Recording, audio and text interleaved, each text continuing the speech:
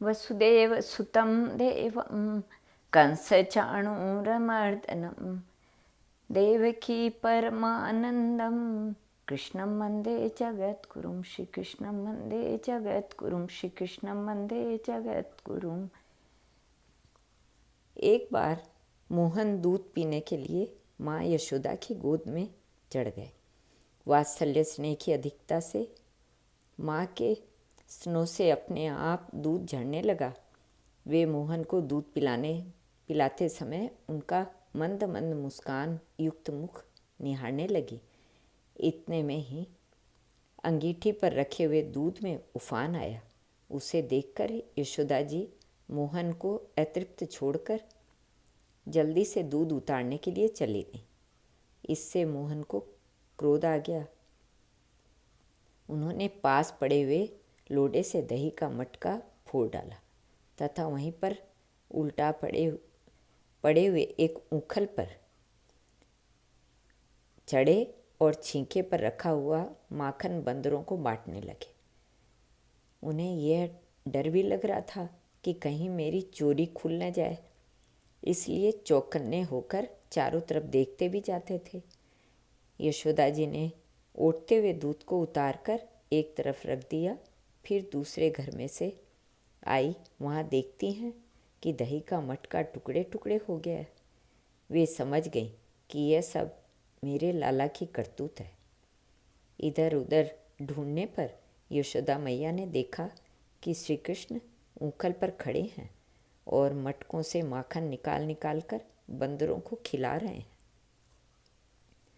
बंदर भी बड़े ही प्रेम से कन्हैया के हाथ से माखन लेकर खा रहे हैं, मानो जन्म जन्मांतर के भूखे हों। भूखे क्यों नहीं रहते, उन्हें परमात्मा के हाथ का प्रसाद जो मिल रहा था, इसके लिए कई जन्मों तक उन्होंने तपस्या भी की थी। तब जाकर यह दुर्लभ सौभाग्य प्राप्त हुआ था। ऊखल पर निश्चिंत खड़े होकर श्री कृष्ण माखन बांट रहे थे, मानो रामावतार में जो वात्सल्य का वितरण बाकी रह गया था उसे पूरा कर रहे हों। यह देखकर यशोदा जी पैर दबाते हुए पीछे से धीरे धीरे उनके पास जा पहुंची। जब श्री कृष्ण ने अपनी माँ को हाथ में छड़ी लिए हुए देखा तो ऊखली पर से कूद कर भागे। बड़े बड़े ऋषि भी करोड़ों जन्मों की तपस्या के बाद भी जिन भगवान की लीला में प्रवेश नहीं कर पाते, उन्हें भगवान को पकड़ने के लिए यशोदा मैया दौड़ी। उनके हाथ में छड़ी थी तथा उनकी आंखें क्रोध से लाल थीं।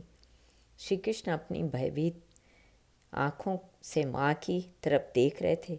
उन्होंने सोचा कि जब माँ ही पीटने के लिए तैयार है तो मुझे कौन बचाएगा। उनके नेत्र भय से व्याकुल हो रहे थे। माँ ने डांटते हुए कहा, अरे वानर बंधो, अब तुझे माखन कहाँ से मिलेगा। श्री कृष्ण ने दूर से ही कहा, मैया मुझे मत मारो। माता ने कहा, लाला यदि पीटने का इतना ही भय था तो मटके को क्यों फोड़ा। श्री कृष्ण ने कहा, अरे मैया अब मैं ऐसा कभी नहीं करूँगा, तू अपने हाथ से छड़ी नीचे डाल दे।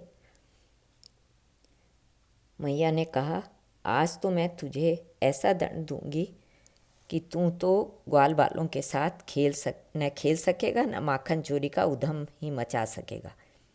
भला यदि कोई असुर अस्त्र शस्त्र लेकर आता तो भगवान सुदर्शन चक्र स्मरण करते, लेकिन मैया की इस छड़ी के लिए उनके पास कोई उपाय नहीं था।